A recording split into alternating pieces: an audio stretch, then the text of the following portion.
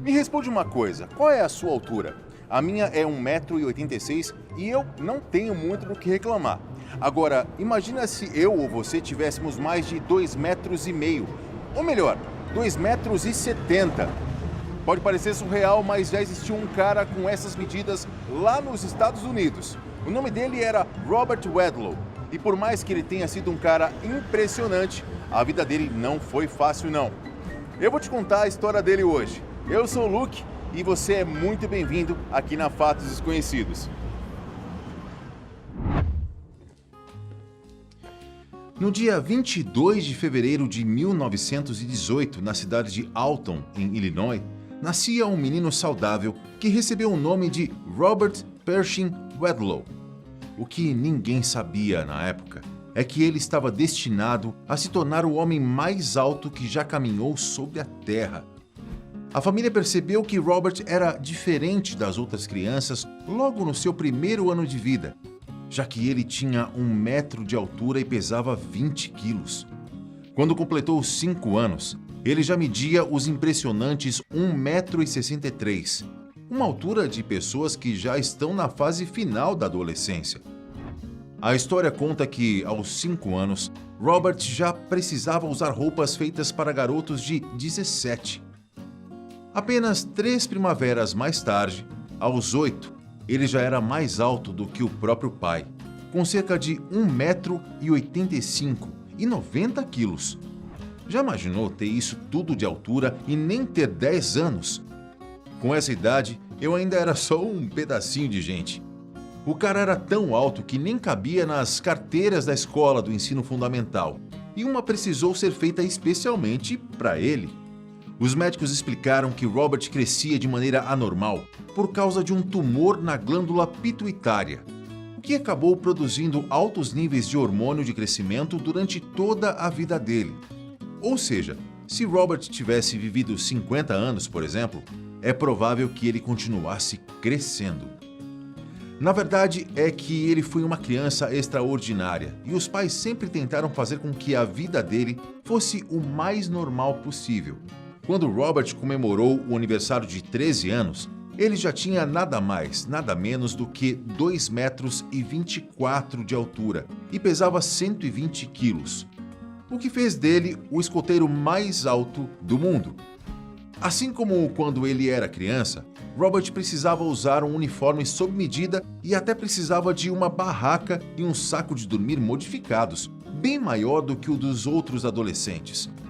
É verdade que, nessa época, ele já tinha uma altura impressionante, mas foi somente aos 18 anos que Robert bateu o recorde do homem mais alto do mundo, com 2,53 m de altura. Para você ter uma noção, as roupas precisavam de 3 vezes mais tecido do que as do tamanho padrão. Os sapatos, por outro lado, tinham mais de 45 centímetros. Eles precisavam de mais do que simplesmente uma grande quantidade de couro.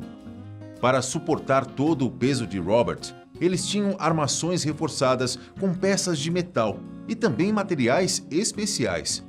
Ainda aos 18, no ano de 1936, Robert foi notado pelo circo itinerante dos irmãos Ringling, que sabiam que o personagem principal da nossa história poderia se tornar um ótimo acréscimo ao show deles.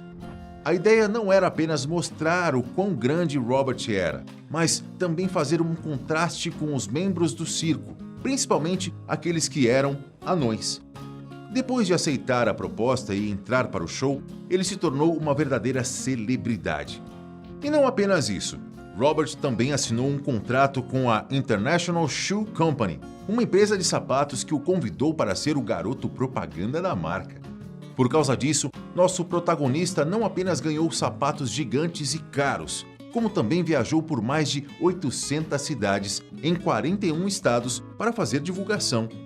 Multidões de pessoas apareciam desde o Madison Square Garden até o Boston Garden para vê-lo pessoalmente. Não havia dúvidas de que pessoas amavam Robert. Como ele sempre demonstrou uma personalidade singular, era tranquilo, inteligente e educado, nosso personagem logo foi apelidado pelo público de Gigante Gentil. Nas horas vagas, quando ele estava longe dos holofotes e das apresentações, Robert tinha o hobby de colecionar selos e adorava fotografia.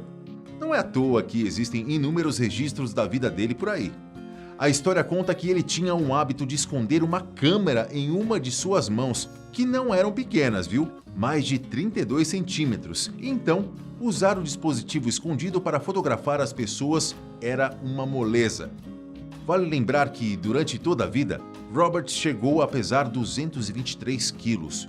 Tudo isso como resultado das 8.000 calorias que ele consumia diariamente. Como nosso protagonista fazia muitas viagens de carro por conta de suas apresentações, o pai dele tratou de modificar o automóvel da família para deixar as longas horas do caminho mais confortáveis. Um veículo que cabia 7 pessoas se tornou um automóvel de 3 lugares, já que o banco do passageiro na parte da frente foi retirado para que Robert pudesse se sentar no banco de trás e esticar as pernas. Os pais do gigante gentil tinham planos ambiciosos de construir uma casa especial que o ajudaria a deixar de lado alguns problemas simples do dia a dia. Afinal, o mundo era muito pequeno para Robert. As portas da casa teriam 2,70 metros de altura. O teto chegaria aos 3,40 metros e a mobília seria projetada especialmente para ele. Para você ter uma ideia, eles pensaram em uma banheira com 3 metros de comprimento que custaria $1.000. Só que nem tudo eram flores e os projetos para a casa não seguiram adiante. Me acompanhe aqui. Robert sofria com uma fraqueza tanto nas pernas quanto nos pés por causa da altura. Para você ter uma ideia, aos 10 anos, os pés dele chegaram a ficar azuis porque não recebiam sangue suficiente. Por causa disso, a sensibilidade nas extremidades era pouca e, ao se machucar, Robert não percebia na hora, só depois que o machucado dava outros sinais. Para ajudar a se movimentar, Robert passou a usar aparelhos nas pernas e uma bengala. No ano de 1940, um mau ajuste no aparelho ortopédico que ele usava acabou criando uma bolha no tornozelo dele. No dia em questão, ele tinha acabado de participar de um desfile em Michigan e acordou com 41 graus de febre. O curioso é que parece até uma ferida simples para a gente, não é? Mas para Robert, não. Como ele não tinha muita sensibilidade naquela região, justamente pelos problemas com a circulação sanguínea, o nosso protagonista demorou para perceber o machucado. Foi essa demora que acabou transformando uma simples bolha em uma séria infecção. Os médicos até tentaram fazer uma transfusão e uma cirurgia de emergência, mas nada deu certo. Por ser muito grande, ele nem mesmo foi levado para o hospital, já que não havia cama grande o suficiente. O atendimento foi feito no hotel em que Robert estava, e acabou que sua incrível altura também foi um problema, pois tinha deixado o sistema imunológico dele enfraquecido. Na noite do dia 15 de julho de 1940, aos 22 anos, Robert não resistiu à infecção e faleceu enquanto dormia. E mesmo em seu leito de morte, nosso protagonista não deixava de impressionar. Cerca de 18 dias antes, ele tinha medido a altura dele uma última vez.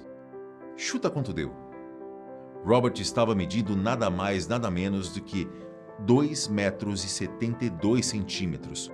O peso dele também impressionava com seus quase 200 quilos.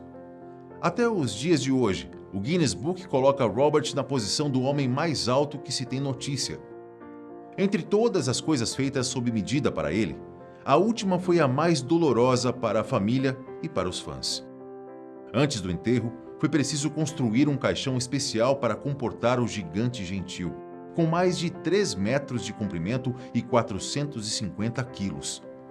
Mais impressionante que isso é que foi preciso contar com 18 pessoas para carregar o caixão até o túmulo, que precisou de 2 covas do cemitério. Sem falar que, durante o funeral, mais de 40.000 pessoas foram prestar homenagens e boa parte dos serviços da cidade ficaram fechados como demonstração de respeito. Com medo de que o corpo de Robert pudesse ser desenterrado por curiosos ou médicos interessados em fazer pesquisas ilegais, a família Wadlow fez questão de construir paredes de concreto ao redor do túmulo. Na lápide, 2 palavras mostravam o último desejo da família para Robert: em repouso. A família também fez questão de destruir boa parte dos pertences dele como forma de impedir que fossem roubados e exibidos ou vendidos por pessoas mal intencionadas. Algumas décadas depois, em 1985, a cidade natal do nosso protagonista, Alton, ganhou uma estátua de bronze em tamanho real dele. E não apenas lá, na verdade. Alguns museus do Guinness Book também contam com estátuas em homenagem ao gigante gentil. Uma figura diferente de todas as outras. A cada um de vocês, um forte abraço e até o próximo vídeo. Tchau!